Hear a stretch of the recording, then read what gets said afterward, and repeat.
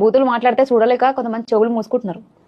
దానికి ఏమైనా పిహెచ్డి చేసిరా? డిగ్రీ గానీ పిహెచ్డి గానీ బూతులు మాట్లాడడం చేసిరా? మీకు కూడా కావాలా క్లాస్? మాకొద్దు, ఒకసారి వాళ్ళకి మీరు రెడీ చేసిన నేర్పిస్తే నెక్స్ట్ టైం వాళ్ళు కూడా పోతారు. మా ఊర్లో చేసిన, మీకు కూడా కావాలంటే మాకొద్దు, మేము అట్లాంటివి వస్తారు. వాళ్ళు ఏం అడుగుతారో కానీ మీరు మాత్రం మస్తు అడుగుతారు కదా. ఇప్పుడు ఇంకో క్వశ్చన్ నేను చెప్పనా? ఏంటి చెప్పు. నువ్వు ఇన్ని బూతులు మాట్లాడితే నేను వచ్చేటోడు ఎవడు పెళ్లి చేసుకుంటాడు? అందుకే నేను చేసుకోవాలని ఎక్స్పెక్ట్ చేస్తలేను పెళ్లి. అంటే తేడానా?